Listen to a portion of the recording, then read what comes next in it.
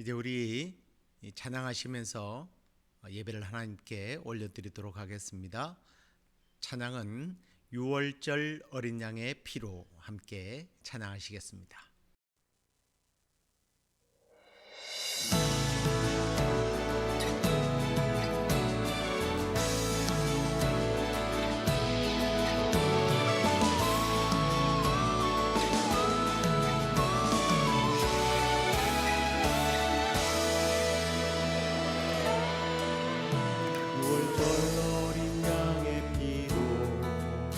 나의 삶의 문이 열렸네.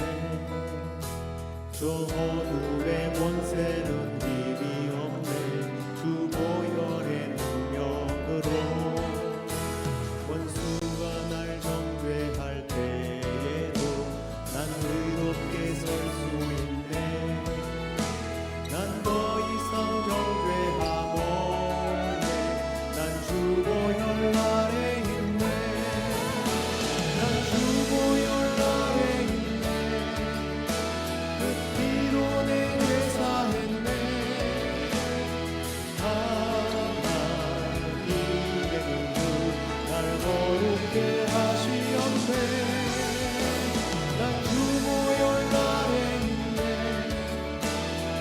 원수의 어떠한 공격에도 더 이상 넘어지지 않네. 난 주 보혈 아래 있네.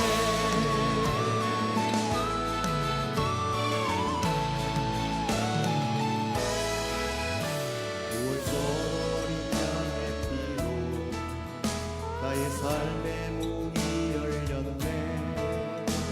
저 어둠의 권세는 보혈의 능력으로 원수가 날 정죄할 때에도 난 의롭게 설 수 있네. 난 더 이상 정죄함 없네. 난 주 보혈 아래 있네. 난 주 보혈 아래 있네. 그 피로 내 죄 사했네.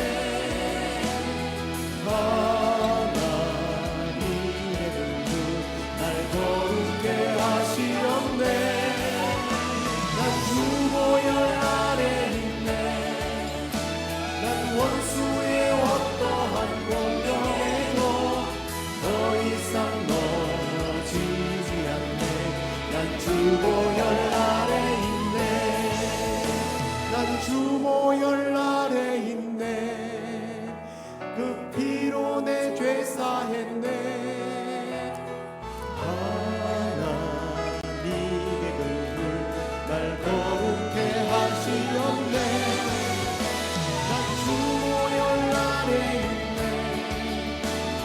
원수의 어떠한 공격에도 더 이상 넘어지지 않네.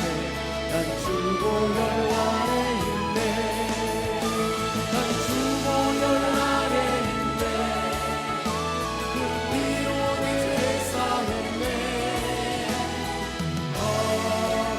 하나님의 긍휼 날 거룩해 하시었네.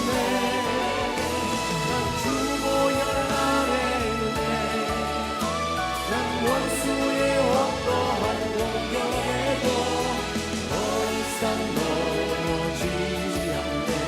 난 주 보혈 아래 있네. 난 주 보혈 아래 있네. 난 주 보혈 아래 있네.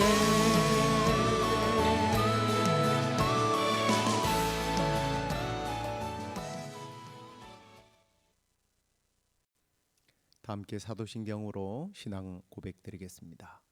전능하사 천지를 만드신 하나님 아버지를 내가 믿사오며 그 외아들 우리 주 예수 그리스도를 믿사오니 이는 성령으로 잉태하사 동정녀 마리아에게 나시고 본디오 빌라도에게 고난을 받으사 십자가에 못 박혀 죽으시고 장사한 지 사흘 만에 죽은 자 가운데서 다시 살아나시며 하늘에 오르사 전능하신 하나님 우편에 앉아 계시다가 저리로서 산자와 죽은 자를 심판하러 오시리라. 성령을 믿사오며 거룩한 공회와 성도가 서로 교통하는 것과 죄를 사하여 주시는 것과 몸이 다시 사는 것과 영원히 사는 것을 믿사옵나이다. 아멘. 찬송 하나 더 하도록 하겠습니다. 예수로 나의 구주 삼고, 함께 찬양하시겠습니다.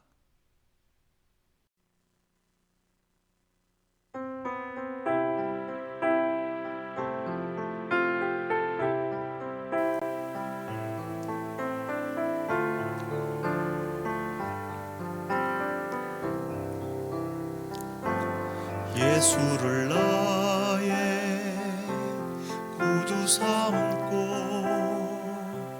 성령과 피로써 거듭나니 이 세상에서 내 영혼이 하늘의 영광 누리도다. 온전히 주께 맡긴 내 영,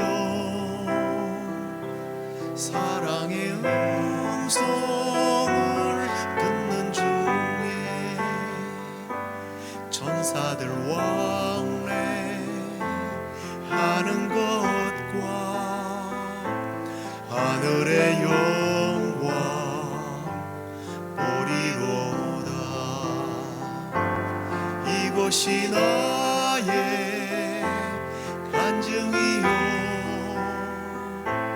이것이 나의 찬송일세.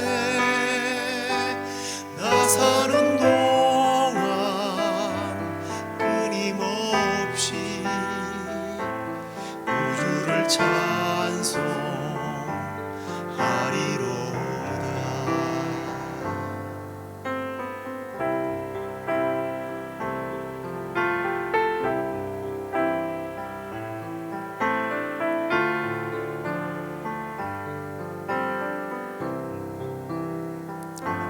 주 안에 기쁨 누림으로 마음의 풍랑이 잔잔하니 세상과 나는 딴 것 없고 구속한 주만 보이도다. 이것이 나의 간증이요, 이것이 나의 찬송일세. 나 사는 동안 끊임없이 구주를 찬송하리로다.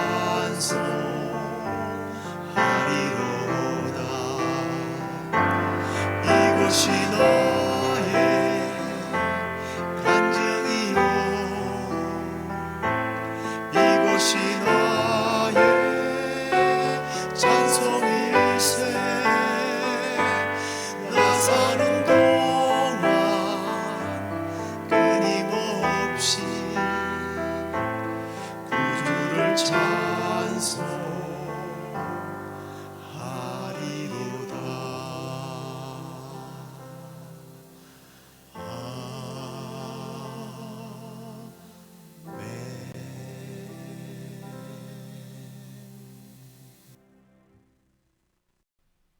이제 함께 하나님 말씀 보시겠습니다. 고린도전서 11장 24절로부터 26절까지입니다. 축사하시고 떼어 이르시되 이것은 너희를 위하는 내 몸이니 이것을 행하여 나를 기념하라 하시고, 식후에 또한 그와 같이 잔을 가지시고 이르시되 이 잔은 내 피로 세운 새 언약이니 이것을 행하여 마실 때마다 나를 기념하라 하셨으니, 너희가 이 떡을 먹으며 이 잔을 마실 때마다 주의 죽으심을 그가 오실 때까지 전하는 것이니라. 아멘. 자, 오늘은 하이델베르크 요리문답 제 30주일 선언 내용을 함께 나누시겠습니다. 먼저 이제 80번 문제를 보겠습니다. 성만찬은 로마 가톨릭의 미사와 어떻게 다릅니까? 답을 보시기 바랍니다. 성만찬은 십자가에서 단번에 드려진 예수 그리스도의 희생을 통해서 우리의 모든 죄가 완전히 용서받았음을 선언합니다. 또한 성만찬은 성령께서 우리를 그리스도께 연합시키셨음을 선언하는데, 그리스도는 그의 참된 몸으로 하늘 아버지 우편에 계시면서 우리가 하나님을 경배하기를 원하십니다. 오늘은 이제 우리가 좀 성만찬과 그리고 또 가톨릭에서 말하는 미사가 얼마나 다른지를 좀 함께 나누었으면 좋겠습니다. 그들이 말하는 미사를 깊이 파고 들어가 보지 않으면 사실은 미사라는 말이 그렇게 나쁜 말 같지 않다라는 느낌을 받을 겁니다. 그들은 이 미사가 예수님께서 인류 구원을 위해서 당신 자신을 십자가의 희생제물로 바친 것을 기념하고 현재화하는 제사입니다 라고 밝힙니다. 여기까지만 들으면 좀 좋은 말처럼 들리는데, 사실 여기까지도 중간 부분까지는 괜찮은데 끝에가 문제예요.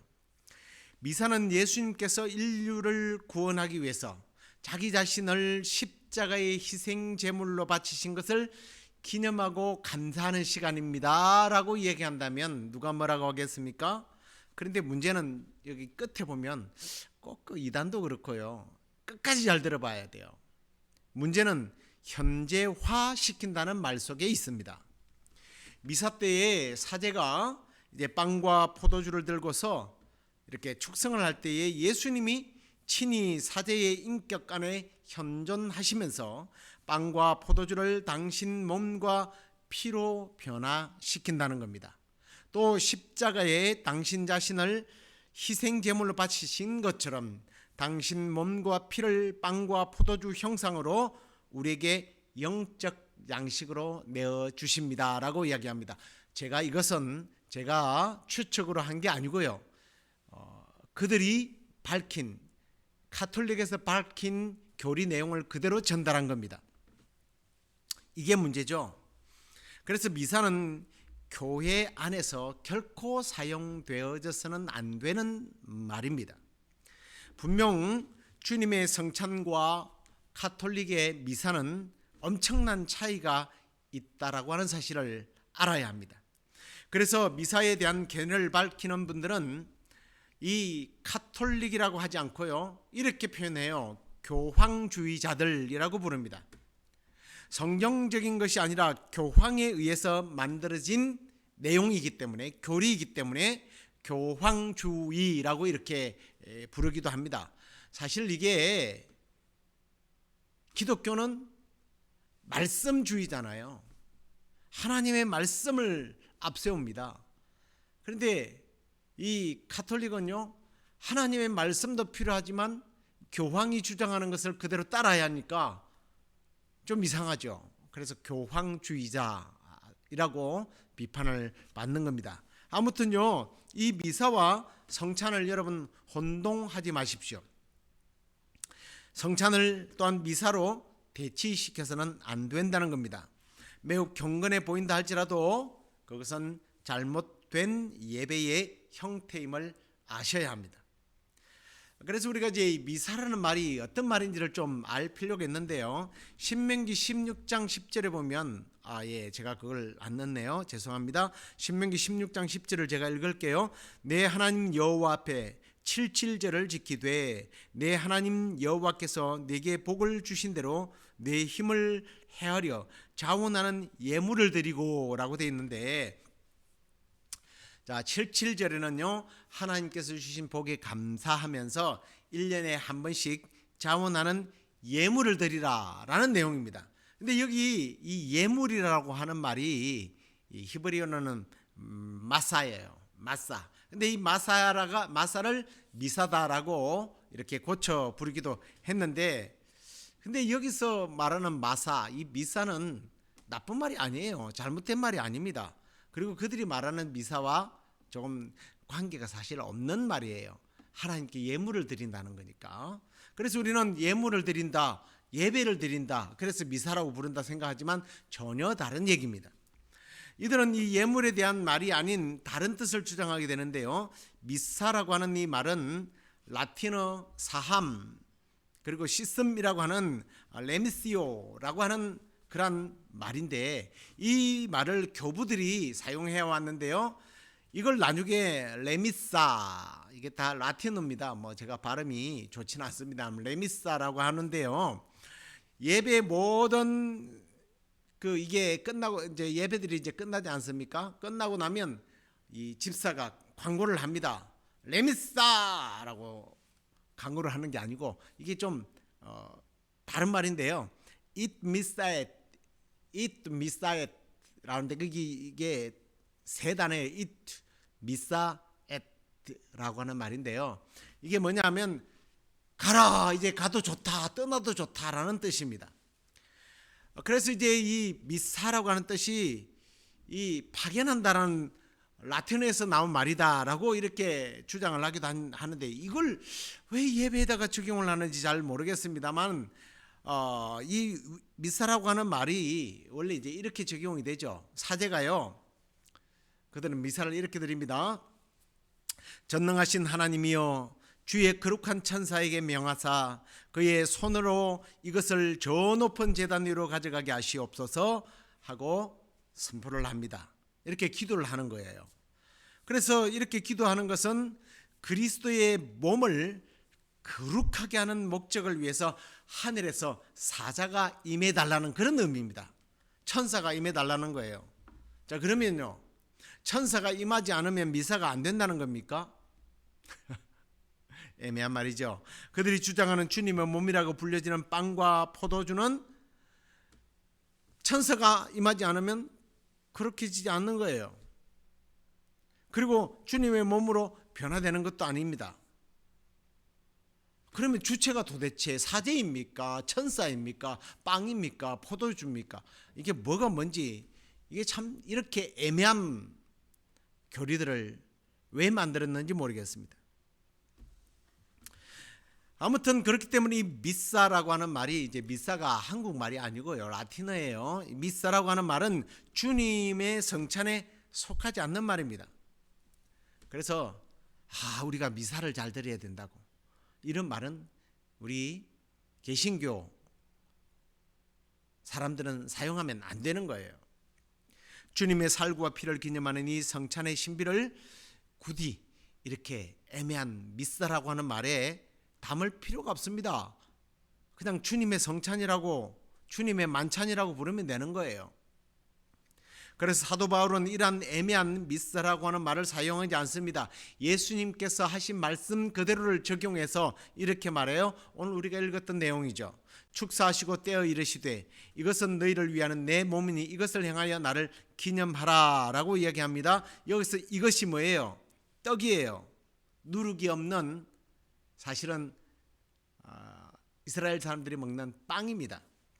이 빵은 너희를 위하는 내 몸, 곧 예수님, 예수 그리스도의 몸이다 라는 걸 이야기하는 거예요. 뭐 여기에 무슨 미사가 왜 들어가요? 그리고 19회 또한 그와 같이 잔을 가지시고 이르시되 이 잔은 내 피로 세운 새 언약이니 이것을 행하여 마실 때마다 나를 기념하라. 곧 이 말은 내 피로라고 하는 말은 예수님의 피를 말하는 겁니다. 그리스도의 피로 세운 새 언약이니 이것을 행하라. 무엇을요? 성찬을 행하라는 거예요. 그냥 이것을 행해서 주님을 기념하면 되는 거예요.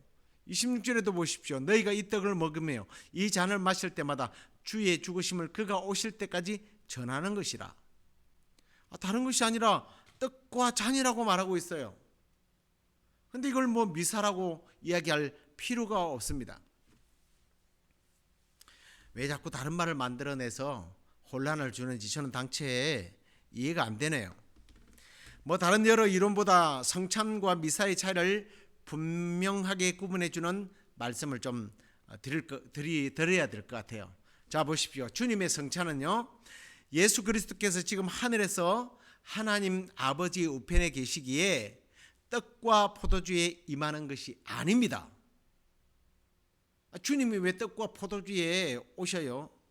주님이 성찬에서 그의 몸과 피를 우리에게 드러내 보이셨고 믿음으로 먹고 마시게 하실 때에 우리는 이 성령으로 말미암아, 우리를 성령으로 말미암아 자신에게 접붙여서 우리가 예수 그리스도 안에 거하고 그분이 우리 안에 거하시도록 하시는 것을 우리에게 표로 보여주는 것이 성만찬 예식이라니까요. 고린도전서 10장 16절에 보면 우리가 축복하는 바 축복의 잔은 그리스도의 피에 참여함이 아니며 우리가 떼는 떡은 그리스도의 몸에 참여함이 아니냐. 이 말은 잔은 그리스도의 피에, 떡은 그리스도의 몸에 참여하는 것이다라는 말이죠. 아니라는 뜻이 아닙니다. 예. 그러나 미사는 어떻습니까? 떡과 포도주가 그리스도의 몸과 피로 변한다고 봅니다. 주님의 몸과 피가 사제의 선포 때 하늘로부터 내려진다는 것은 떡과 포도주의 형체 밑에 예수님이 숨겨진다는 거예요. 아니, 사제가 무슨 권한으로 예수님을 불러들여서 빵 속에 피 속에 들어가게 한단 말입니까? 그렇다면 사제의 손이 주님의 몸과 피를 마음대로 다루는 거예요. 주님의 몸과 피를 그가 마음대로 움직여서 사람들에게 나누어 주고 사람들은 그것을 예수님의 몸과 피를 받아서 먹어요. 무슨 식인종입니까? 몸과 피를 먹고 마시게. 여러분, 이게 굉장히 거룩하다고 생각하시면 이건 참 소름 끼치네요. 이건 다 꾸며낸 이야기예요. 예수님의 성육신과 그리고 성천과 하늘 보좌에서 우리를 위하여 간구하시며 또 심판의 주로 이 땅에 오신다는 말을 모순되게 만드는 말이에요. 이런 엉뚱하고도 말도 안 되는 교리와 달리 주님의 성찬은 예수 그리스도는 하늘에서 하늘 아버지 우편에 계시고 우리의 경배를 받으시기에 합당하신 분으로 우리는 믿습니다. 그리고 주님이 이제 언제 오세요? 심판으로 오시죠. 무슨 주님이 심판주로 오신다고 그러는데 시도 때도 없이 사제가 오세요 그러면 떡 속에 들어가고 포도주 속에 들어가서 예수님이 임재를 하신단 말입니까? 얼마나 모순되고 잘못된 교리입니까? 저는 이건 일종의 우상숭배라고 생각해요. 하나님을 그리고 예수 그리스도를 그렇게 예배하라고 말씀은 그렇게 가르친 적이 없습니다. 어떤 피조물 속에도 예수님은 거기에 갇혀지지 않는 분이에요. 왜 예수님을 그런 피조물 속에 그것도 사람이 만든 빵 속에 포도주 속에 들어가라고 한단 말입니까? 예수님이 하나님은 예배하는 자를 찾는다 이렇게 말하면서 뭐라고 그랬습니까? 옛날에는 신령과 진정 그랬는데 요즘 이제 영과 진리라고 그랬습니다. 영과 진리로 예배하라. 그런데 무슨 빵과 포도주 속에 예수님 몸이 갑자기 들어갔다 나갔다, 이건 우상숭배예요. 그래서 이 성찬과 미사가 어떤 차이가 있는지 제가 좀 이렇게 설명을 하고 있습니다만, 제가 한 것보다 그래도 종교 개혁자이며 신학자인 자카리아스 우르시누스가 1669년에 성만찬과 이 미사의 차이점을 이야기한 것을 좀 소개하도록 하겠습니다. 자막을 좀 보시면서 여러분 이해하시면 도움이 될 것 같아요. 자, 첫 번째, 성찬은 우리 그리스도의 희생제사만이 의롭다함을 얻게 한다는 것을 증언한다. 그러나 교황주의의 사제들은 미사가 그때 그 자리에서 행해지는 일에 따라 의롭게 한다라고 주장한다. 두 번째, 성찬은 그리스도께서 자기 자신을 우리를 위해 들이심으로써 우리를 구속하셨음을 가르치나, 교황주의의 사제들은 우리가 성찬을 통해 베풀어지는 그리스도로 말미암아 의롭게 된다고 주장한다. 많이 다르죠? 성찬은 우리의 구원이 그리스도께서 십자가에서 우리를 위해 단 한 번에 행하신 제사로 말미암아 이루어진다는 것을 가르치나, 교황주의자들은 우리의 구원이 자주 반복되는 미사에 의해서 이루어진다고 주장한다. 성찬은 우리가 성령으로 말미암아 믿음으로 그리스도께 접붙임을 받는다고 가르치나, 미사는 그리스도께서 우리 속에 육체로 들어오신다고 가르치거나, 혹은 그리스도께서 우리 속에 육체로 들어오심으로써 우리가 그리스도께 접붙임을 받는다고 가르쳐서 우리를 미혹시킨다. 다섯 번째, 성찬은 그리스도께서 희생제사를 이루신 후 성천하셨음을 가르치나, 미사를 주장하는 자들은 그의 몸이 제단 위에 있다고 주장한다. 여섯 번째, 성찬은 떡과 포도주가 그대로 남아있고 그 본질이 변화되지 않는다고 본다. 성례가 그대로 유지되며 표의 본질이 변화되지 않기 때문이다. 그러나 미사를 주장하는 자들은 떡과 포도주의 본질이 사라지고 그 부수적인 요소들만 남는다고 가르친다.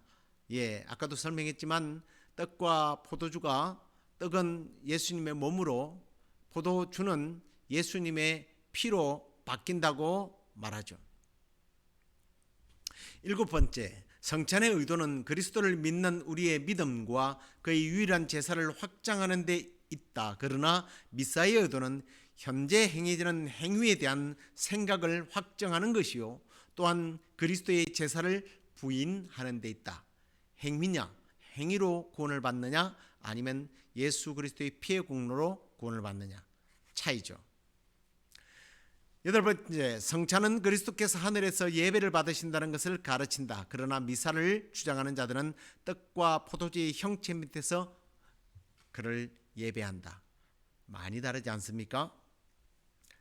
이러한 차이들이 교황주의 미사가 사실상 그리스도께서 단번에 드린 제사를 부인하는 것이 되고, 저주받을 우상숭배 이외에 아무것도 아니라는 것을 증명해 주는 것이다 라고 이 종교개혁자였던 우르시누스가 이런 말을 했습니다.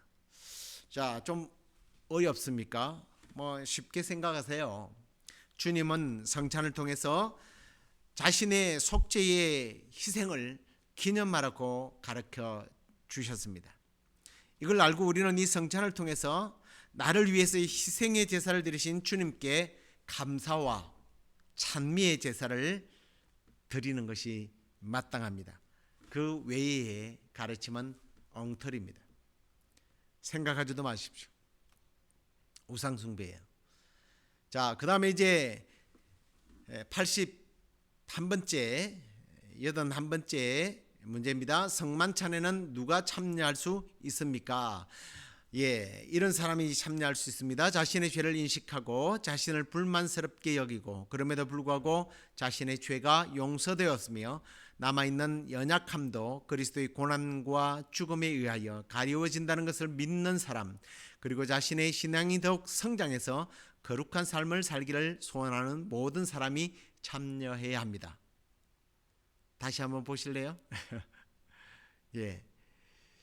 자, 이걸 좀 한번 보시겠는데요. 제가 이걸 좀 간단하게 다시 한번 정리를 해봤습니다. 첫 번째, 자신의 죄를 시인하고 그것에 대하여 가슴 아파하는 사람, 자신의 죄가 그리스도로 말미암아 사함 받았다는 것을 믿는 사람, 믿음이 더욱 강해지고 삶이 더욱 거룩해지기를 진심으로 바라는 사람, 이런 사람들이 성만찬에 참여할 수 있습니다. 그러나 위선자들이나 회개하지 않는 사람들은 자신의 심판을 먹고 마시는 것이 된다고 사도 바울은 권면하고 있습니다. 여러분, 성찬을 피하지 마십시오. 혹시 끄리낌이 있다면 예수 그리스도의 보혈의 공로를 의지하고 기도하십시오. 그리고 기도한 다음에 내가 죄 사함을 받았군요 하고 확신하고 더욱더 성장하는 믿음을 위해서 여러분들이 성찬에 임하시면 됩니다.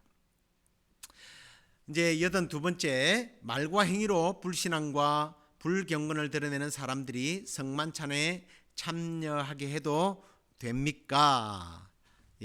당연히 안 되죠.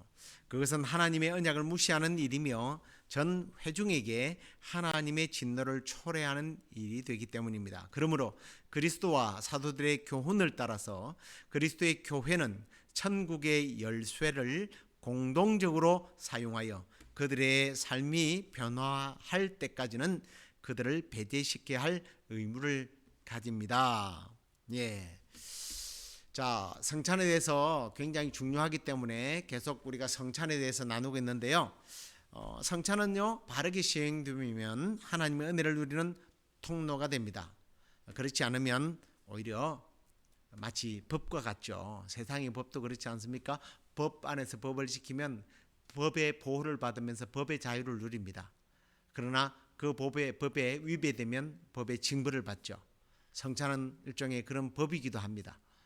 그래서 우리가 바른 성찬에 참여해서 죄 사함의 은혜를 깨닫고 하나님께 주시는 풍성한 은혜를 누리며 우리의 신앙이 더욱더 성장하고 성숙해지는 그런 저와 여러분 되기를 간절히 축원합니다. 기도하겠습니다. 하나님 아버지, 우리가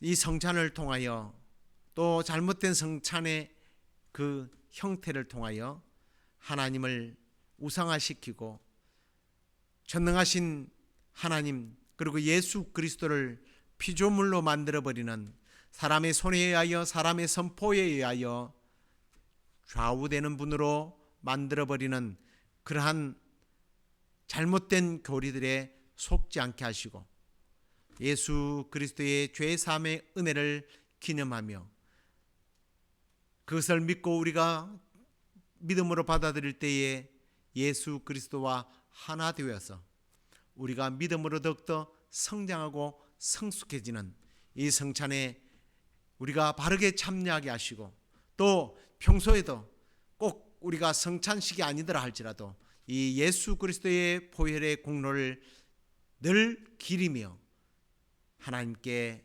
신령과 진정으로 예배할 뿐만 아니라 감사와 찬송의 제사를 늘 올려드리는 우리가 될 수 있도록 주께서 우리의 마음에 늘 함께 하시고 성령으로 함께 하시고 성령으로 감동 주시며 성령으로 믿게 하시고 성령으로 기쁨의 예배에 참여할 수 있도록 인도하여 주시옵소서.